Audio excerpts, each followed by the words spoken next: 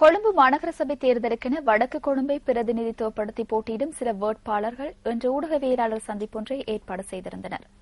இதில் கட்சியின் தேசிய அமைப்பாளர் ரவி கருணாநாயக்கவும் கலந்து கொண்டிருந்தார்.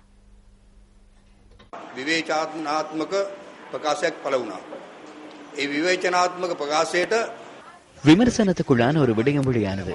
அந்த விமர்சனத்துக்கு பதில் வழங்க முடியுமான ஒரு நபர் நான் என கருதுகிறேன். வேட்பாளர் பட்டியலில் சிலரின் பெயர்கள் இடம்பெறவில்லை என்று கூறினர். நானும் சஜித் பிரேமதாசவுடனேயே இருந்தேன். எனினும் அந்த அனைத்து பேதங்களையும் மறந்து தேர்தலில் போட்டியிடுவதற்கான வாய்ப்பை ரவி கருணாநாயக்கவும் ரணில் விக்ரமசிங்கவும் எனக்கு வழங்கினர். அதன் மூலம் அவர்கள் கூறும் விடயங்கள் பொய் என்பதனை கூறுகிறேன்.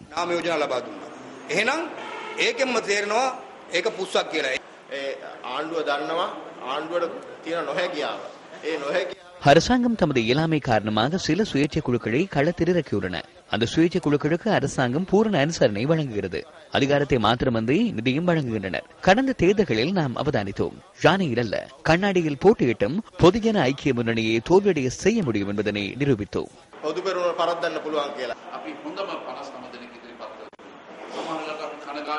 நாம் சிறந்த 59 வேட்பாளர்களை முன்னிறுத்தியுள்ளோம். நாம் ஒரு விடயத்தில் கவலை அடைகிறோம். முன்னிறுத்த முடியுமான உறுப்பினர்களின் எண்ணிக்கை ஒரு வரையறைக்குள்ளேயே அமைக்கிறது. ஏனெனில் ஒரு பிரதேசத்தில் அதிக அளவிலானவர்களுக்கு சந்தர்ப்பம் வழங்க முடியாது. அனைத்து பிரதேசங்களையும் பிரதிநிதித்துவப்படுத்தும் வகையில் அதனை வழங்க வேண்டும். நமக்குள் பிரச்சனைகள் ஏற்படுவதையே அரசாங்கம் விரும்புகிறது. இங்கிருந்தும் ஸ்ரீலங்கா சுதந்திர கட்சியில் இருந்தும் பாயும் அனைத்து தவறுகளும் அந்த குழுக்களில் உள்ளன. ஐக்கிய தேசிய கட்சியின் ரத்மலான தொகுதி அமைப்பாளர் பதவியிலிருந்து ராஜினாமா செய்யும் தனது தீர்மானத்தை உள்ளூராட்சி மன்ற தேர்தல் முடியும் வரை பிற்போட முடிவு செய்வதாக பார்லிமெண்ட் உறுப்பினர் மோகன்லால் குரேரு தெரிவிக்கிறார். தான் முன்வைத்த 5 நிபந்தனைகளில் 4 நிபந்தனைக்கு இணக்கம் காணப்பட்டுள்ளதாக இன்று நடைபெற்ற ஊடகவியலாளர் சந்திப்பில் அவர் குறிப்பிட்டார். இதேவேளை இந்த விடயங்கள் தொடர்பாக மோகன்லால் குரேருவுடன் இன்று முற்பகல் கலந்துரையாடியதாக கட்சியின் பொதுச் செயலாளர் திஸ்ஸாத் நாயக்க தெரிவித்திருந்தார்.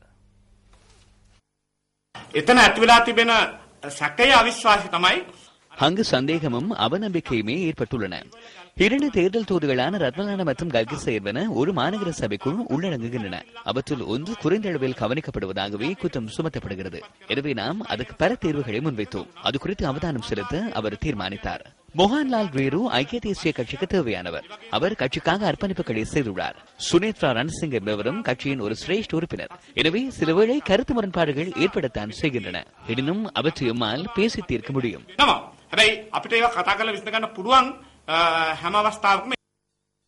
தெஹிவள கல்கிச மாநகர சபை உபமேயரின் அதிகாரங்களை அதிகரித்தல் மற்றும் அந்த பதவியை ரத்மலானைக்கு வழங்கல் உள்ளிட்ட 4 விடயங்களுக்கு இணக்கம் காணப்பட்டுள்ளதாக இரு பிற்பகல் நடைபெற்ற ஊடகவியலாளர் சந்திப்பில் மோகன்லால் குரேரு தெரிவித்தார். எனினும் தேர்தலின் போது தெஹிவள கல்கிச மாநகர சபையின் மேயர் வேட்பாளர் பதவியை வெற்றிடமாக வைத்திருக்க வேண்டும் என்ற பிரதான வேண்டுகோளுக்கு இணக்கம் காணப்படவில்லை எனவும் அவர் குறிப்பிட்டார்.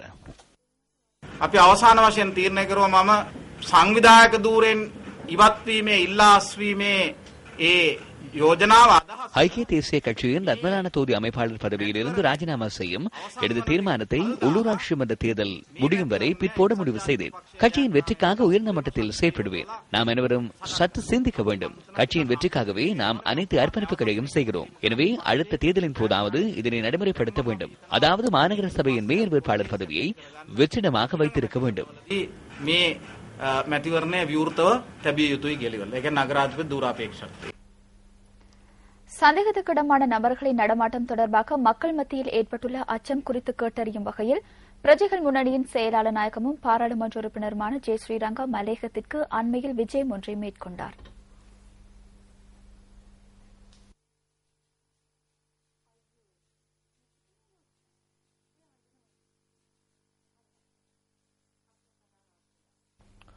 பிரஜைகள் முன்னணியின் செயலாளர் நாயகமும் பார்லிமெண்ட் உறுப்பினருமான ஜே ஸ்ரீரங்கா பத்தனை போலீஸ் பிரிவுக்குட்பட்ட மேஃபில் தோட்டத்துக்கு விஜயம் செய்தார். மேஃபில் தோட்டத்துக்கு விஜயம் செய்த பார்லிமெண்ட் உறுப்பினரிடம் பிரதேச மக்கள் தமது பிரச்சினைகளை எடுத்துரைத்தனர். பிரதேச மக்களின் பிரச்சினைகளை கேட்டறிந்த பார்லிமெண்ட் உறுப்பினர் இந்த பிரச்சினைகளை சம்பந்தப்பட்ட அதிகாரிகளின் கவனத்திற்கு கொண்டு வருவதாகவும் உறுதியளித்தார்.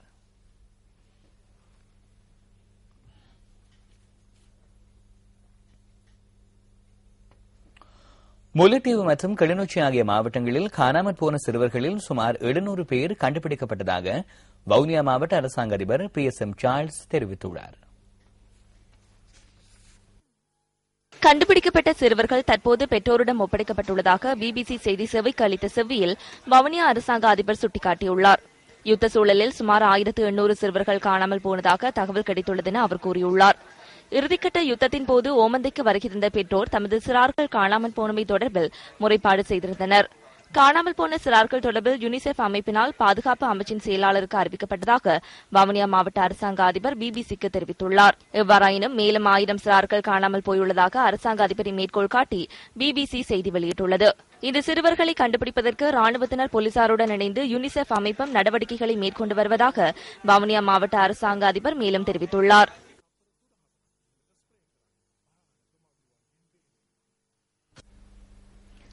கொழும்பு அலுத் மாவட்ட அகில இலங்கை ஆனந்த ஐயப்பன் தேவஸ்தான கொடியேற்ற தீர்த்த திருவிழாவின் 3ஆம் நாள் உற்சவம் இன்று நடைபெறுகின்றது.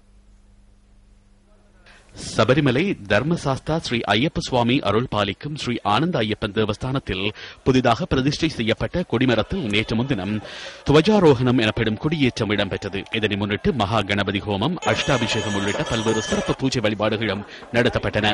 பக்தி பூர்வமாக இடம்பெற்ற கொடியேற்றத்தில் ஸ்ரீ ஐயப்ப பக்தர்கள் பலரும் கலந்து கொண்டனர். அகில இலங்கை ஆனந்த ஐயப்ப சுவாமி தேவஸ்தானத்தில் செப்டம்பர் மாதம் 5ஆம் தேதி பள்ளிவேட்டை திருவிழா நடைபெறவுள்ளது. மறுநாள் காலை புதிய சித்திரத்தேரில் சுவாமி ஆலயத்தில் இருந்து வீதி உலாவாக முகத்துவாரம் சங்கமத்தை சென்றடைந்ததும் ஆராட்டு எனப்படும் தீர்த்தவாரி திருவிழாவும் நடைபெறவுள்ளது.